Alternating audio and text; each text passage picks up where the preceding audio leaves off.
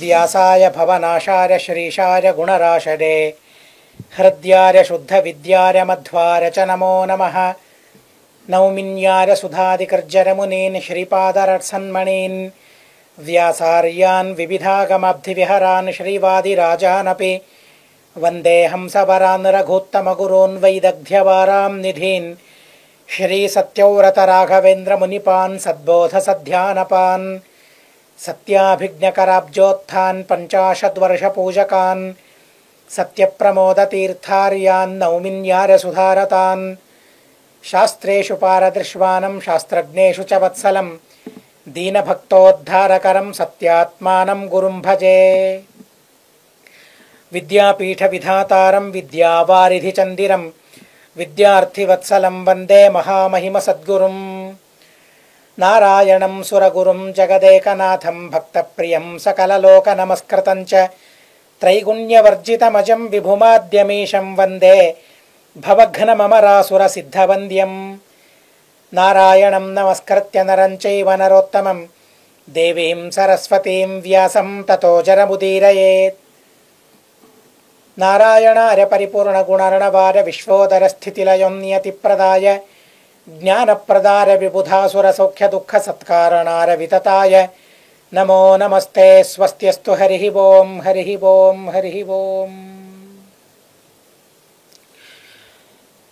భీష్మాచార్యుల వారు ధర్మరాజుకు తద్వారా సకల ప్రజానీకానికి రహస్యమైన అతి సూక్ష్మమైన తత్వాలను ప్రమేయాలను ధర్మాలను ఉపదేశం చేస్తూ ఉన్నారు. వారి ధర్మ బోధన మా జీవితానికి జీవితంలోని ప్రగతి కోసం ఎంతో అవసరమైన ధర్మోపదేశం అది. అలాంటి ధర్మోపదేశం చేస్తూ బ్రాహ్మణులు ఎలా ధర్మాన్ని పరిపాలించాలి, క్షత్రియ వైశ్య శూద్రులు ఎలా ధర్మాన్ని ఆచరించాలి, వర్ణభాష్యుల ధర్మాలు ఎలా ఉన్నాయి, వాటినన్నిటినీ కూడా ఉపదేశిస్తూ ఉన్నారు. వాటి ఉపదేశంలో అతి ప్రధానమైన ధర్మం ఏంటంటే అది తత్వాన్ని ఉపదేశించడం, తత్వాన్ని శ్రవణం చేయడం. ధర్మోపదేశం ధర్మశ్రవణం అతి అపురూపమైన అతి అవసరమైన ప్రగతికి సాధనమైన తత్వం అది, ధర్మం అది అని చాలా అద్భుతంగా ఉపదేశిస్తూ ఉన్నారు. ఇక తమస్సుకు సాధనమైనవేంటి, వేటిని చేయడం వల్ల మనిషికి తమస్సు లభిస్తుంది, దుఃఖం కలుగుతుంది, వాటిని చెబుతూ ఉన్నారు. సర్వథాంధం తమోయాతి వరం సదృశమేవ వాయో విష్ణోర్మన్యతే కించిత గుణైః కశ్చిదపి క్వచిత బ్రహ్మేశానాదికమపి భేదం యో వా నమన్యతే భేదదృక్తద్గుణాదౌ చ ప్రాదుర్భావగతే ప్రియః ప్రాకృతం దేహమథవా దుఃఖాజ్ఞానశ్రమాదికం మన్యతే తారతమ్యం వా తద్భక్తేష్వన్యథైవ యః. భగవంతుని కన్నా విష్ణువు కన్నా అధికమైన వారు ఉన్నారు అని తెలుసుకోవడం తమస్సుకు సాధనమది. భగవంతునికి సమానమైన వారు ఉన్నారు అని అనుకోకూడదు. అది తత్వం కాదు, అది ప్రమేయం కాదు. అది అలా ఎవరు అనుకుంటారో వారికి దుఃఖం నిశ్చితం. అలాగే కించిత్ గుణై కశ్చిదపి క్వచిత, బ్రహ్మరుద్రాది దేవతలు ఎవరైతే ఉన్నారో కొన్ని గుణములతో భగవంతునికి సమానులైనారు అని అనుకోవడం, భగవంతుని రూపాలలో భేదముందని భావించడం, భగవంతుని మూల రూపానికి మరియు అవతార రూపానికి భేదముందని అనుకోవడం, భగవంతుని గుణాలలో జ్ఞానం, ఆనందం, తేజస్సు, ఓజస్సు మొదలైన గుణాల్లో తేడా ఉంది, భేదం ఉంది అని అనుకోవడం, భగవంతునికి ప్రాకృతమైన దేహం ఉంది, భగవంతునికి దుఃఖం ఉంది, భగవంతునికి అజ్ఞానం ఉంది, భగవంతునికి శ్రమ కలుగుతుంది, భగవంతునికి బాధ కలుగుతుంది అని తెలుసుకున్నా కూడా వారికి అధోగతి నిశ్చితం. భగవంతునికి మరియు మిగిలిన వారికి తారతమ్యమేంటో ఆ తారతమ్యాన్ని తెలుసుకోవాలి. భగవంతుని భక్తుల్లో తారతమ్యాన్ని తెలుసుకోవాలి. భగవంతుని భక్తులను అన్యథా భావించుకోవడం అది కూడా గొప్ప నేరం, చాలా గొప్ప తప్పు అది.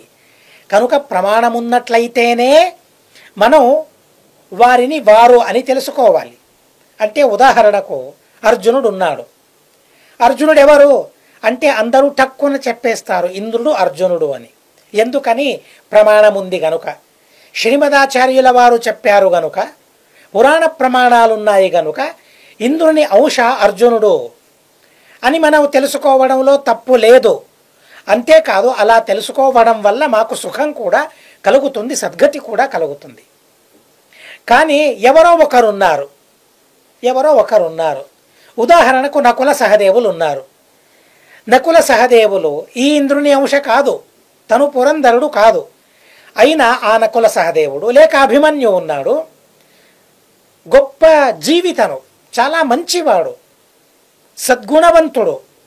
అయినా కూడా అలాంటి అభిమన్యువును లేదా ఘటోద్గజుణ్ణి ఇంద్రుడు అనుకోవడం వల్ల, అలా పొరబడటం వల్ల దుఃఖం కలుగుతుంది మనిషికి.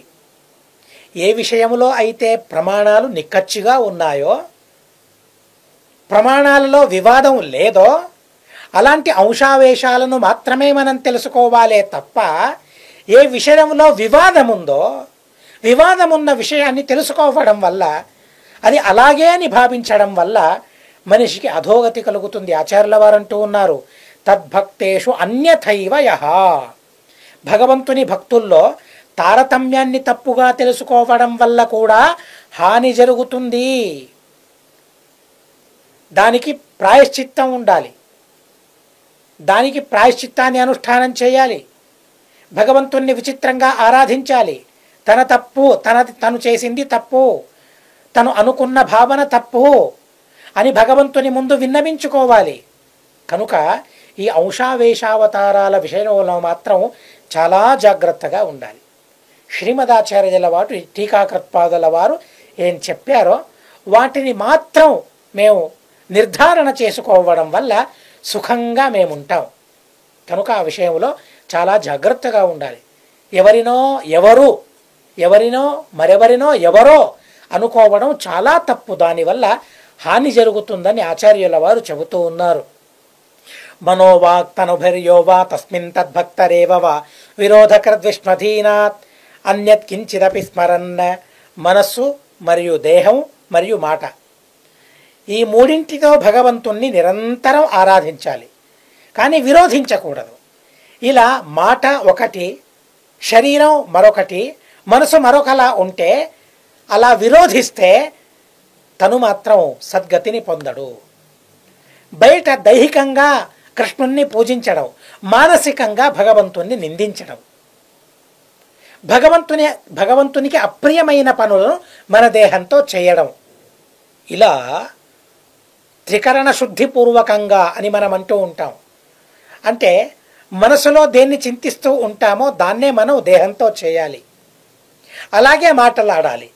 అలా ఉంటే మనసులో, మాటలో, దేహంలో ఒకే విషయం ఉంటే త్రికరణ శుద్ధి ఉందని అర్థం.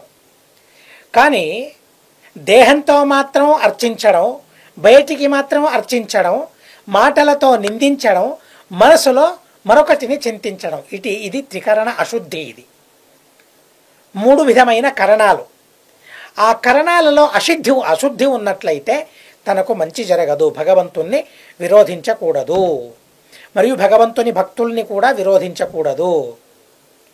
భగవంతునికి నేను అధీనుణ్ణి కాను అని అనుకున్నా కూడా తనకు తమస్సు తప్పదు. భక్తిహీనశ్చతే సర్వే తమోంధం యాంత్య సంశయం. ఎవరిలో భగవంతుని పైన భక్తి లేదో వారందరూ కూడా తమస్సుకు వెళతారు. ఎవరికి సందేహం కలుగుతుందో, సందేహం కలిగినందుకు వారికి నరకాద్యనర్థాలు కలుగుతాయంతే, కానీ తమస్సు వారికి లేదు. సందేహం వల్ల నరకం. ఆ సందేహాన్ని దూరం చేసుకోవడం వల్ల మళ్ళీ నరకం నుండి తనకు విముక్తి లభిస్తుంది, ముక్తిని తను పొందగలుగుతాడు. ఆ సందేహాన్ని విపరీత జ్ఞానానికి తను మార్చుకున్నట్లయితే, అంటే ఆ సందేహం కాస్త విపరీత జ్ఞానమైతే, భ్రాంతిగా మారితే మాత్రం తనకు తమస్సు నిశ్చితం. గతి క్రమశరేవతో భగవంతుని మాటల వలన, వైష్ణవుల మాటల వలన మనకి మంచి జరుగుతుంది. పాపాలు దూరం అవుతాయి. పాపం చేశాం, ఆ పాపాన్ని గురువుల దగ్గరికి వెళ్ళి విన్నవించుకోవాలి. స్వామిన్, ఇలాంటి పాపాన్ని నేను చేశాను, ఏ శిక్ష అయినా మీరు వేస్తే సంతోషంగా నేను స్వీకరిస్తాను. ఆ ధైర్యం ఉండాలి మనిషికి. తప్పు చేసిన మనిషికి ఆ తప్పుకు తగిన శిక్షను పరిపాలించే ధైర్యం ఉండాలి. తప్పు చేసే ధైర్యం తనకెలా ఉందో ఆ తప్పుకు సరి అయిన ప్రాయశ్చిత్తాన్ని అనుష్ఠానం చేసే తాహతు కూడా తనకు ఉండాలి. అలా గురువుల దగ్గరికి వెళ్ళి, లేక భగవంతుడు ఏ పాపానికి ఏది ప్రాయశ్చిత్తమని చెప్పాడో ఆ ప్రాయశ్చిత్తాన్ని పరిపాలించడం వలన, గురువులు చెప్పిన కర్మలను ఆచరించడం వలన ఆ పాపాలన్నీ తొలగిపోతాయి. కనుక గురుభక్తుడై ఉండాలి, విష్ణుభక్తుడై ఉండాలి, వారి మాటలను నిరంతరం వింటూ ఉండాలి. ఇత్యాది ధర్మ సర్వస్వం భీష్మస్థేనైవ విష్ణునా. ఇది ధర్మ సర్వస్వం. ఇలాంటి ధర్మ సర్వస్వాన్ని భీష్మాంతర్యామి అయిన శ్రీకృష్ణ భగవానుడు ధర్మరాజుకు బోధించాడు. అలా బోధించిన తరువాత ధర్మరాజు యొక్క సందేహమంతా పటాపంచలైపోయింది. చూడండి, ఎందరూ చెబుతూ ఉన్న సందేహాన్ని అలాగే ఉంచుకున్నాడు ధర్మరాజు. కనుక చివరికి భీష్మాచార్యుల వారు చెప్పారు, సందేహించకు. భగవంతుడు చెప్పిన తరువాత విష్ణువాక్యం, నువ్వు చేసిన పాపమేమీ లేదు, నువ్వు చేసింది పాపం కాదు, నువ్వు చేసింది ధర్మమే అని కృష్ణుడు చెబుతూ ఉన్నాడు, తను విష్ణువే. వ్యాసుడు చెబుతూ ఉన్నాడు, తను విష్ణువే. పరశురాముడు చెప్పాడు, తను విష్ణువే. భీమసేన దేవులు చెప్పారు, వారు వైష్ణవులు. ఋషులు మునులెందరో బోధించారు, వారందరూ వైష్ణవులే. అలాంటి విష్ణువు వైష్ణవులు చెప్పిన తరువాత కూడా నువ్వు అది అధర్మమా ధర్మమా అని సందేహిస్తూ ఉన్నావు. దానివల్ల నరకం కలుగుతుంది ధర్మరాజా. యద్యపి నువ్వు దేవతవు కనుక నీకు నరకం అనేది లేదు. దాని తాలూకా ఫలం ఏదైతే ఉందో ఆ ఫలాన్ని ఇక్కడే అనుభవించాల్సిన పరిస్థితి నీకెదురవుతుంది. కనుక సందేహాన్ని తొలగించుకుని నేను చేసింది ధర్మమే అనే నిశ్చయంతో సుఖంగా ధర్మంగా రాజ్యాన్ని పరిపాలించి సద్గతిని పొందమని భీష్మాచార్యుల వారు ఉపదేశించిన తరువాత ధర్మరాజు అందరినీ మరో ప్రశ్న అడిగాడు. ధర్మసుతోనుజాన్ పప్రచ్ఛ విదురంచైవ సారం ధర్మాదిషు త్రిషు. చూడండి, గమనించండి, ధర్మం అర్థం కామం, ధర్మాది మూడు, ధర్మాదిషు త్రిషు, ధర్మాది మూడింటిలో శ్రేష్టమేది అని తన తమ్ముళ్లను అడిగాడు. అలాగే విదురుణ్ణి అడిగాడు, విదురంచైవ. అడిగిన తర్వాత మొట్టమొదట విదురుడన్నాడు, ఆహక్షత్త ధర్మమేవ. మొట్టమొదట విదురుడు చెప్పాడు, ధర్మమే శ్రేష్టమైనది అని విదురుడు చెప్పాడు. ఎవరు విదురుడు? ధర్మరాజే విదురుడు. యమధర్మరాజే కదా విదురుడు. ఆ విదురుడు చెబుతూ ఉన్నాడు, ధర్మమే గొప్పదని తను చెప్పాడు. అర్థం మధ్యమం, కామం ఇది అధమమైనది అని ధర్మార్థ కామాలలో తారతమ్యాన్ని విదురుడు చెప్పాడు. ఆ తర్వాత అర్జునుడు చెప్పాడు, అర్థమే శ్రేష్టం, ధర్మము మధ్యమం, కామం అధమం అన్నాడు అర్జునుడు. ఆ అర్థంలో కూడా రెండు విధాలైన అర్థాలున్నాయి. సారంస ద్వివిధో జ్ఞేయో దైవో మానుషయేవచ దైవో విద్యాహిరణ్యాది మానుష పరికీర్తిత. అర్జునుడు అన్నాడు, ద్వివిధమైన అర్థాలున్నాయి. దైవార్థం ఒకటి, మానుషార్థం ఒకటి. దైవార్థం అదే విద్య, మానుషార్థం ఏది? డబ్బు. చూడండి, అందులోనూ కూడా డబ్బుకు రెండవ స్థానం. దైవార్థం ఏదైతే ఉందో, విద్య ఏదైతే ఉందో, ఆ విద్య వల్ల మనిషికి విముక్తి కలుగుతుంది కాబట్టి ఆ దైవ విద్య గొప్పదన్నాడు అర్జునుడు. ఇక ఈ మానుష అర్థం ఏదైతే ఉందో, ఈ మానుషార్థం డబ్బు ఏదైతే ఉందో, ఈ డబ్బు ఏ స్థానంలో అంటే ఆ దైవార్థానికి అనుకూలమైనప్పుడు అనుకూలమవుతుంది కనుక ఈ డబ్బు కూడా ఉత్తమమే, మానుషార్థం కూడా ఉత్తమమే అవుతుంది. మధ్యమో ధర్మ ఏవాత్ర. చూడండి, ఉత్తమం ఏది అర్జునుని దృష్టిలో? అర్జునుని దృష్టిలో అర్థం ఉత్తమం, ధర్మం మధ్యమం, కామం అధమం అని తను నిర్ధారించి చెప్పాడు. అందులోనూ కాస్త వివరించాడు ఎందుకని ధర్మం ఉత్తమం. విదురుని మాటల్లో ధర్మం ఉత్తమం, అర్థం మధ్యమం, కామం అధమం అని మాత్రమే చెప్పాడు. కానీ వివరణ ఇవ్వలేదు. ఆ వివరణను ఇక్కడ శ్రీమదాచార్యులు ఇవ్వలేదు. కానీ అర్జునుడు కాస్త వివరించాడు. విదురుని కన్నా తను తారతమ్యంలో చాలా గొప్పవాడు కాబట్టి కాస్త వివరణ ఇచ్చుకోగలిగాడు అర్జునుడు, ఇంద్రుడు కాబట్టి. తను అర్థం గొప్పదన్నాడు, అందులోనూ దైవార్థం గొప్పదన్నాడు, అంటే విద్య గొప్పదన్నాడు. భగవంతుని గురించిన విద్య అది, బ్రహ్మ విద్య అది. అలాంటి విద్య వల్ల ముక్తి కలుగుతుంది కాబట్టి విద్య గొప్పది. అలాగే ఈ మానుషార్థం ఏదైతే ఉందో అది దాన్ని సరిగ్గా మనం ఉపయోగించుకున్నట్లయితే, మానుషమైన అర్థాన్ని, డబ్బును మనం సరిగ్గా వినియోగించుకున్నట్లయితే అది విద్యకు కారణమవుతుంది, విద్యకు సహకారం అవుతుంది. ఎందుకని ఆ డబ్బును గురువులకు మనం దానం చేస్తే దానివల్ల ప్రసన్నులైన ఆ గురువులు విద్యాభివృద్ధి కలిగేలా ఆశీర్వాదం చేస్తారు. కనుక ఆ మానుషార్థం వల్ల కూడా మనకు లాభం కలుగుతుంది, దైవార్థం సిద్ధిస్తుంది. కనుక ఈ రెండు, దైవార్థం మరియు మానుషార్థం, దైవార్థం కొరకు వినియుక్తమైన మానుషార్థం, ఇవి రెండు గొప్పవే అన్నాడు. ధర్మార్థతాం వినాప్యర్థై తుష్యేయుర్గురుదేవతాః యద్యునిద్దేశితో ధర్మోపి అర్థమేవాను సంవ్రజేత్. ధర్మం కోసం సంపదను వినియోగించినప్పుడు గురువులకు సంతోషం కలుగుతుంది, దేవతలకు సంతోషం కలుగుతుంది. సమస్తమైన సామ్రాజ్యాన్ని, ఇక్కడే ముందు మనం వింటాం, సమస్తమైన సంపదను పాండవులందరూ కూడా వేదవ్యాసదేవుల వారికి సమర్పించేశారు. నిన్న మొన్న గురువుల వారు ఉపదేశంలో చెప్పారు ఈ విషయాన్ని. పాండవులు తమ సంపదను వేదవ్యాసదేవుల వారికి ఎలా ధారాదత్తం చేశారు, ఎలా దానం చేశారు, ఎలాంటి త్యాగం వారిలో ఉంది, ఎలాంటి త్యాగ మనస్కులు పాండవులందరూ కూడా. ఆచార్యుల వారు ఇక ముందు దాన్ని మనం వింటాం. అలా ధర్మం కోసం వినియుక్తమైన డబ్బును గమనించి, వారి మనోత్యాగాన్ని, మనోధైర్యాన్ని గమనించి గురువులకు సంతోషం కలుగుతుంది, దేవతలకు కూడా దానివల్ల సంతోషం కలుగుతుంది.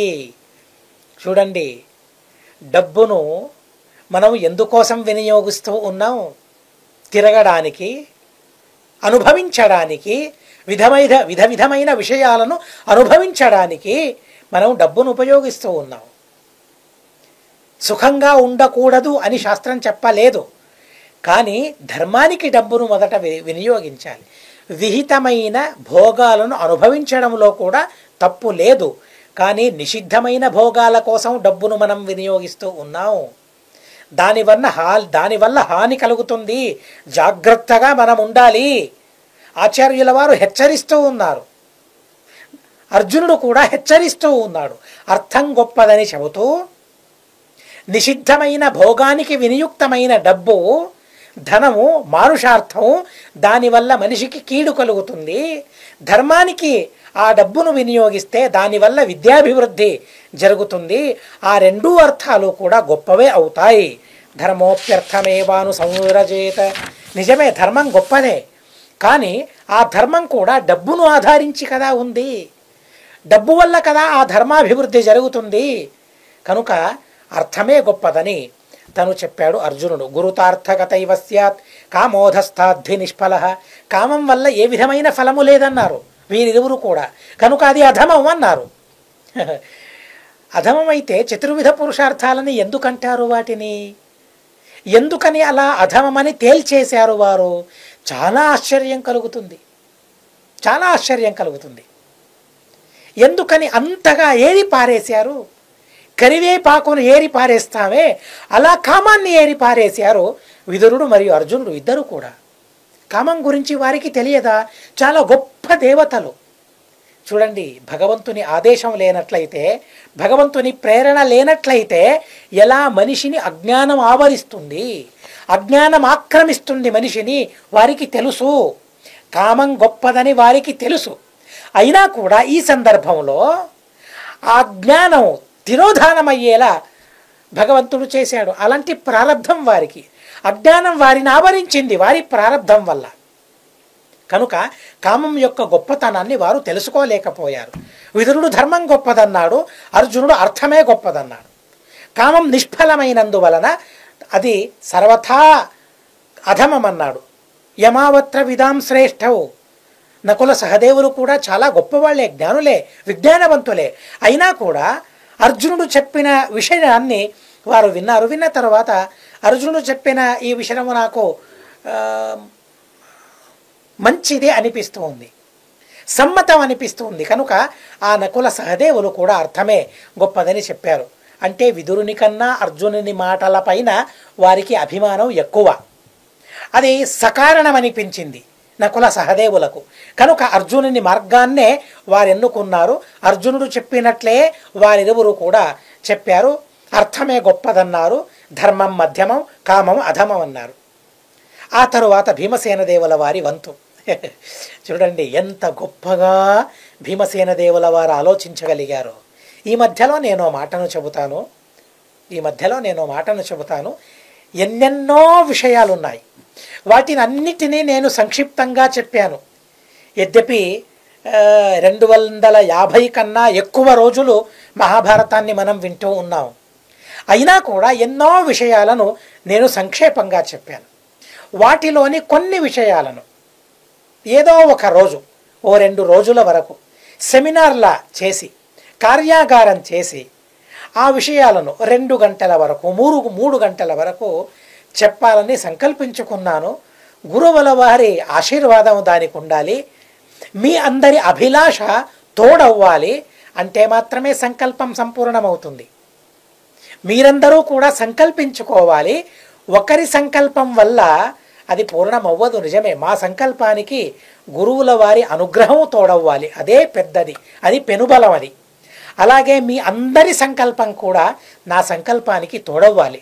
అలా తోడైతే 2 రోజుల వరకు మన తెలుగు ప్రాంతంలోనే పెద్ద కార్యక్రమాన్ని చేపట్టాలని ఉంది. మీరందరూ కూడా రావాలి. మీకు అనుకూలమయ్యేట్లు శనివారం, ఆదివారమే సెలవులున్న రోజుల్లోనే ఆ కార్యక్రమాన్ని పెట్టుకోవాలని ఉంది. మీరందరూ రావాలి. ఎక్కడ అని తీర్మానించుకుందాం. ఆ సందర్భంలో ఇలాంటి విషయాలు, ధర్మార్థ కామాలలో గొప్పదేది, అందులో ఒక విషయం. ఇంకా కొన్ని విషయాలు ఉన్నాయి. భగవత్ కర్తృత్వం, స్వతంత్ర కర్తృత్వం, దాని గురించి, అలాగే ఇంకా కొన్ని విషయాలు ఉన్నాయి. ఆ విషయాలను గురించి మనం చర్చించుకుందాం, స్వేచ్ఛగా చర్చించుకుందాం. గురువుల వారి ఆదేశాన్ని నేను సంపాదించుకుంటాను, ఎలాగైనా వారి అనుగ్రహాన్ని నేను సంపాదించుకుంటాను. అలా 2 రోజుల వరకు ఆ కార్యక్రమాన్ని మేము చేపడతాం. తాత్పర్య నిర్ణయంలోని ఇలాంటి మహత్తమైన విషయాలను కూలంకషంగా చర్చిద్దాం. తీర్మానాన్ని గురువుల వారు చెప్పారు, ఆ తీర్మానాన్ని మనం గట్టి చేసుకుందాం అని ఈ సందర్భంలో నేను చెబుతూ ఉన్నాను. భీమసేన దేవుల వారు అన్నారు కామమే గొప్పదన్నారు. భీమసేన దేవుల వారు ఎందుకు కామం గొప్పది, అసలు కామం అంటే ఏంటి, ఆ శబ్దానికి అర్థం తెలుసుకోవడం ద్వారా ఏది గొప్పది అని మనం తెలుసుకోగలం. ఏంటి కామం అంటే ఏంటి? ఇష్టమైనది కామ్యం, ఇచ్ఛ, ఇదే కామం. కామం అంటే మనం అనుకున్నట్లు కామంతో కన్నులు లేవు తనకు, కామంతో గుడ్డివాడైనాడు అని మేము ఏ కామాన్ని పిలుచుకుంటామో ఆ కామం అధమమైనదే నిశ్చయంగా. కానీ భీమసేన దేవుల వారి దృష్టిలో చతుర్విధ పురుషార్థాలలో అలాంటి కామం ఉంటుందా, ఉండగలదా? మీరే ఆలోచించండి.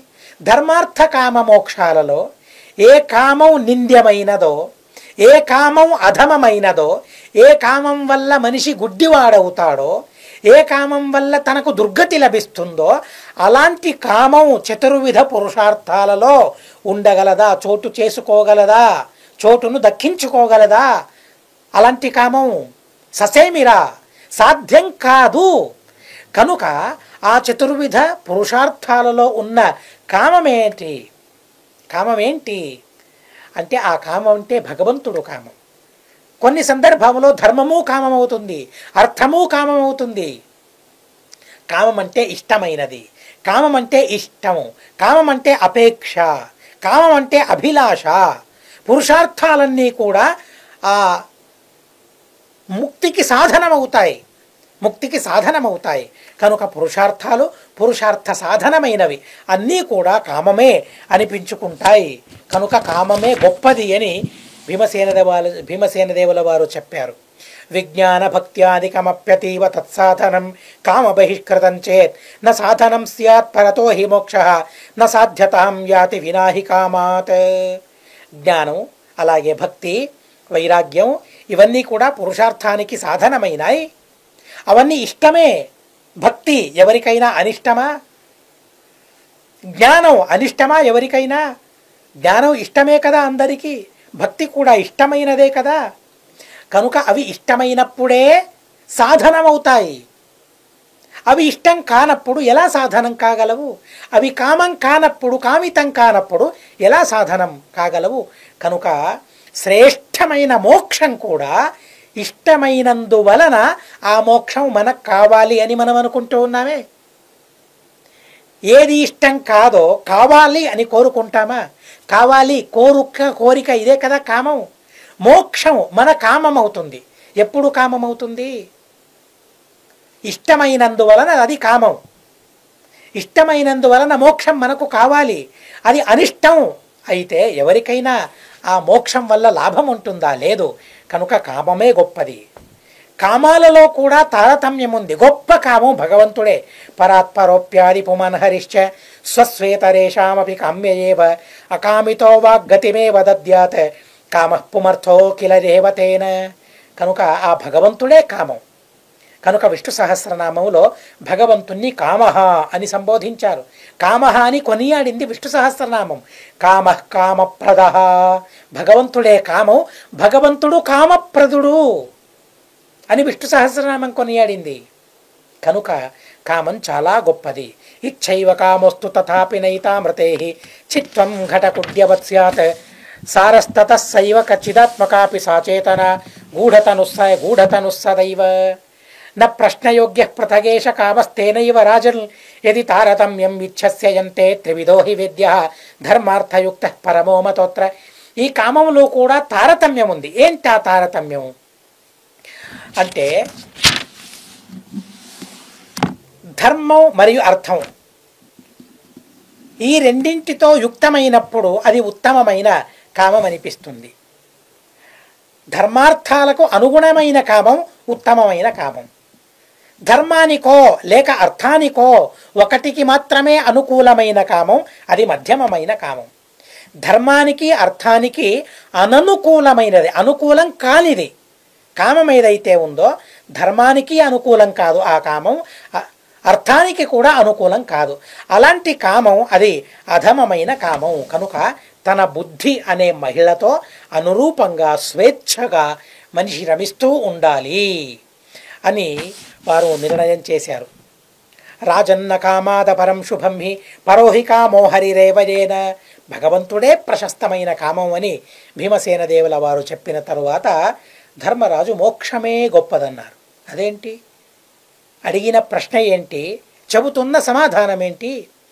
ధర్మార్థ కామాలలో ఉత్తమమైనదేది అని కదా ధర్మరాజు అడిగింది. అందుకోసం విదురుడు ధర్మం గొప్పదన్నాడు, అర్జునుడు అర్థం గొప్పదన్నాడు, నకుల సహదేవులు కూడా అర్థమే గొప్పదన్నారు, భీమసేన దేవుల వారు కామం గొప్పదన్నారు. చతుర్విధ పురుషార్థాలలో గొప్పది ఏది అని ప్రశ్నించాడా ధర్మరాజు? లేదు. కానీ తన ప్రశ్నకే విపరీతంగా ఎలా సమాధానం ఇచ్చారో చూడండి. ఎలా తిరోధానం వారిలో కలుగుతుందో దాన్ని ఆలోచించాలి. బహుశः భీమసేన దేవుల వారు చెప్పిన వారికి విపరీతంగా విరుద్ధంగా చెప్పాలని అనుకున్నారో ఏమో. మోక్షమే గొప్పదన్నారు. అది ప్రశ్నలోనే లేదు. అది భీమసేన దేవుల వారికి ఆ విషయంలో సందేహం కూడా లేదు. మోక్షం గొప్పదే, కానీ ఆ మోక్షం కూడా కామంలోనే అంతర్గతమవుతుంది అని భీమసేన దేవుల వారి సిద్ధాంతం. ప్రశస్య భీమానన్యాంశ్చ రాజా మోక్షమథస్తువత సయుక్తేర ప్రతిపత్వాన్ నిరాచక్రేణ మారుతి. ధర్మరాజు మోక్షం గొప్పదన్నాడు, కానీ భీమసేన దేవుల వారి సిద్ధాంతానికి అది విరోధం కాదు కాబట్టి దాన్ని భీమసేన దేవుల వారు నిరాకరించలేదు. అవును అన్నారు, అది కూడా నా అభిమతమే అని భీమసేన దేవుల వారు అన్నారు. ఇలాంటి చాలా గొప్ప చర్చ అక్కడ జరిగింది. అతి గొప్ప జ్ఞాన కార్యం అక్కడ జరిగింది. ఇలాంటి జ్ఞాన కార్యం జరుగుతున్న సందర్భంలో ఓ జ్ఞాన కార్యాన్ని చేపట్టాలని మనమందరం సంకల్పిస్తూ ఉన్నాం కాబట్టి ఇదే ఒక శుభ సూచకం, ఇదే ఒక శుభమైన ఆదేశం అని మనం భావించాలి. ఎందుకంటే సందేహాలు వచ్చినప్పుడు, తాత్వికమైన సందేహాలు వచ్చినప్పుడు తాత్పర్య నిర్ణయం తీసి ప్రశ్నలు అడిగే సంప్రదాయం ఒకటి ఉంది. కనుక మేం కూడా అలాంటి ప్రశ్న వేయలేదు. మాకైతే ఏముందో తెలియదు ఇప్పుడు, కానీ సంకల్పించుకున్నాం. అలా జ్ఞాన కార్యాన్ని చేపట్టాలని సంకల్పించుకున్నాం. ఇలాంటి సందర్భంలోనే ఆ జ్ఞాన కార్యం యొక్క మహామంగళం జరుగుతూ ఉంది. ధర్మరాజు ప్రశంసించాడు భీమసేన దేవుల వారిని. నువ్వు చెప్పింది నిజమే, కానీ మోక్షం గొప్పది అని ధర్మరాజు తీర్మానించాడు. భీమసేన దేవుల వారికి అది విరుద్ధం కాదు కాబట్టి దాన్ని నిరాకరించలేదు. ఇలా మహాభారత తాత్పర్య నిర్ణయంలో 29 అధ్యాయాలు సంపన్నమయ్యాయి. ఇది శ్రీమదానందతీర్థ భగవత్పాదాచార్య విరచితే శ్రీమన్మహాభారత తాత్పర్య నిర్ణయే ధర్మరాజ సందేహ నివృత్తి కథనం నామ 29ోऽధ్యాయः అస్మద్గురువంతర్గత తాత్విక దేవతాంతర్గత భారతీరమణ ముఖ్య ప్రాణాంతర్గత శ్రీకృష్ణార్పణమస్తు. తరువాత 30వ అధ్యాయం ప్రారంభమవుతుంది. ఒక్క శ్లోకాన్ని మాత్రమే నేను చెబుతాను. 30వ అధ్యాయంలో ఇది ఆశ్వమేధిక పర్వం. పాండవులందరూ కూడా అశ్వమేధ యాగాన్ని చేశారు. ఆ అశ్వమేధ యాగం యొక్క వైభవాన్ని మనం ఈ అధ్యాయంలో చూస్తాం. అలాగే రాజ్యభారాన్ని చేయడం, పాండవులు కలిని నిగ్రహించడం, అనుగీత, ఉదంక వృత్తాంతం, పరీక్షిద్రాజు యొక్క జననం, అశ్వమేధ యాగం, బభ్రువాహన ప్రసంగం, అలాగే లక్షణ శాస్త్రంలోని గొప్పతనం, యాగం యొక్క వైభవం. ముంగిస అక్కడికి వస్తుంది. అక్కడికి వచ్చిన తరువాత ధర్మరాజు చేసిన, పాండవులు చేసిన యాగం ఇది అత్యద్భుతమైనదనే తీర్మానం అక్కడ జరుగుతుంది. అథ కృష్ణమనుస్మృత్య భీష్మే స్వాం వసుతాం గతే కృత్వా కార్యాణి సర్వాణి గంగామాశ్వాస్య దుఃఖితాం. కృష్ణుణ్ణి స్మరించుకుంటూ భీష్మాచార్యుల వారు తనువును చాలించారు. ద్యునామక వసువుల్లో ఐక్యాన్ని పొందారు. ఆ భీష్మాచార్యుల వారిని ఉద్దేశించి కర్మకాండలను జరిపించారు. గంగాదేవి తనకు చాలా శోకం కలిగింది. ఆ గంగాదేవి యొక్క శోకాన్ని కూడా పరిహరించారు. గంగాదేవిని సమాధానపరిచారు. రాజ్యాన్ని సుఖంగా పరిపాలిస్తూ ఉన్నారు పాండవులు అనే విషయాన్ని మనం ఈ సందర్భంలో తెలుసుకుంటూ ఉన్నాం. ఇంకా 3 అధ్యాయాలు మాత్రమే మిగిలి ఉన్నాయి. 290 ఎపిసోడ్స్ అయ్యాయి ఇప్పటి వరకు. 290 రోజుల్లో మనం వినలేదు. మధ్యలో ఎన్నెన్నో ఆతంకాలు వచ్చాయి. ఎన్ని ఆతంకాలు వచ్చినా గురువుల వారి ఆదేశం ఉంది కాబట్టి మనం ఆ ఆతంకాలన్నిటినీ అధిగమించి మహాభారత తాత్పర్య నిర్ణయం యొక్క చివరి ప్రస్థానంలో, చివరి భాగంలో మనమున్నాం. ఈ మంగళ మహోత్సవాన్ని చాలా వైభవంగా జరిపించాలని అనుకున్నాను. మహాభారత తాత్పర్య నిర్ణయాన్ని రచించిన శ్రీమదాచార్యుల వారి అనుగ్రహం పరిపూర్ణంగా నాలో ఉండాలి, మీలో కూడా ఉండాలి. ఇప్పుడే సూచించినట్లు ఆ మంగళ మహోత్సవంలో 2 రోజులు, శనివారం ఆదివారాలు జ్ఞానసత్రం చేయాలనే ఆలోచన ఉంది. కానీ ఇప్పట్లో అది జరగదు. స్వామీజీ వారికి ఇప్పట్లో ఈ కార్యక్రమానికి రావడానికి కుదరదు కాబట్టి ఓ 2-3 నెలలైతే అవుతుంది అని చెప్పారు. కాబట్టి ఎప్పుడో వారు అనుగ్రహించినప్పుడు ఈ మహాభారత తాత్పర్య నిర్ణయం యొక్క మహామంగళోత్సవాన్ని మనం జరిపించుకుందాం. సరి అయిన స్థలాన్ని మనం ఆలోచిస్తూ ఉన్నాం. ఆ సరి అయిన స్థలంలోనే దీన్ని చేపట్టాలని నేను సంకల్పించాను. అలాగే శ్రీమఠం యొక్క దివానులు కూడా అవును, చాలా గొప్పగా దీన్ని మనం ఆచరిద్దామని వారు కూడా అనుమోదించారు. స్వామీజీ వారు కూడా ఆశీర్వదించారు. కానీ ఎప్పుడు, ఏ రోజు, ఎక్కడ అనే తీర్మానం మాత్రం లేదు. అందుకోసం మేమందరం సిద్ధం అవ్వాలి, ఒక చోట చేరడానికి సిద్ధం అవ్వాలి. ఇది ఒక అవభృత స్నానం ఉన్నట్లు కనుక ఆ అవభృత స్నానంలో సరి అయిన సమయంలో పాల్గొనడానికి అందరూ సిద్ధమవ్వాలి. ఆ కార్యక్రమాన్ని ఘనంగా, అతి వైభవంగా మనం సంబరంగా జరుపుకుందాం. అదే సందర్భంలోనే మహాభారతం యొక్క ప్రారంభం కూడా జరుగుతుంది. ఈ విషయాన్ని మళ్ళీ నేను చెబుతాను. ఏవే అప్డేట్స్ ఏవైతే ఉన్నాయో అప్పుడప్పుడు నేను చెబుతూ ఉంటాను. కానీ ఆ స్థైర్యం, ఆ ధైర్యం, ఆ భావన, ఆ ధన్యత ఎప్పుడొస్తుందో చాలా తొందరలో రావాలని భగవంతునికి మనం వేడుకుందాం. ఈ సందర్భంలో అందరికీ మరో సూచన, 29 అధ్యాయాలు ముక్తాయమయ్యాయి. మళ్ళీ 30వ అధ్యాయం తొందరలోనే నేను ప్రారంభిస్తాను. కొన్ని రోజుల వరకు అంతరాయం కలుగుతుంది, అనివార్యం. స్వామీజీ వారి దగ్గరికి పాఠానికి వెళ్ళాలి. ప్రతి సంవత్సరము వారు మాకు పాఠం చెబుతారు. 8-10 రోజుల వరకు ఆ కార్యక్రమం జరుగుతుంది. ఆ కార్యక్రమానికి వెళ్ళాల్సి ఉంది. ఆ తరువాత మైసూరులో వ్యాసరాజ మఠాధీశ్వరుల వారు సుధామంగళాన్ని నెరవేర్చుతూ ఉన్నారు. దానికి కూడా అనివార్యంగా వెళ్ళాలి. కనుక కాస్త గ్యాప్ మళ్ళీ మీరు అన్యథా భావించరు అని నేను అనుకుంటాను. 29వ అధ్యాయానికి 30వ అధ్యాయానికి మధ్య కొన్ని రోజుల గ్యాప్ ఉంటుంది. ఆ తర్వాత మళ్ళీ 30వ అధ్యాయాన్ని నేను ప్రారంభిస్తాను. 31, 32 ఇలా కౌంట్ డౌన్లో మేమున్నాం. చాలా తొందరలో ఈ మహాభారత తాత్పర్య నిర్ణయం యొక్క మంగళ మహోత్సవంలో, ఈ అవభృత స్నానంలో మేమందరం పాల్గొని తీరాలి. ఆ సౌభాగ్యాన్ని భగవంతుడు మనకు కల్పించాలి, గురువులు మనకు కల్పించాలి అని ప్రతిరోజు వారికి మనము ప్రార్థన, ఏదో ఒక శ్లోకం, మీ అభీష్టమైన శ్లోకాన్ని మీరు చదువుకుని ఈ జ్ఞాన కార్యం వైభవంగా జరగాలని భగవంతుని యందు మీరందరూ కూడా భగవంతునికి ప్రార్థిస్తే అంగరంగ వైభవంగా ఈ కార్యక్రమం జరగడంలో ఏ విధమైన సందేహం లేదని మరోసారి విజ్ఞాపన చేసుకుంటూ అస్మద్గురువంతర్గత తాత్విక దేవతాంతర్గత భారతీరమణ ముఖ్య ప్రాణాంతర్గత శ్రీకృష్ణార్పణమస్తు. అక్షరం కర్మ యస్మిన్ పరే స్వర్పితం ప్రక్షరం యాంతి దుఃఖాని యన్నామతః అక్షరో యో అజర సర్వదేవామృతః కుక్షిగం యస్య విశ్వం సదా అజాదికం ప్రణరామో వాసుదేవం దేవతా మండలాఖండమండనం. హరి ఓం హరి ఓం హరి ఓం.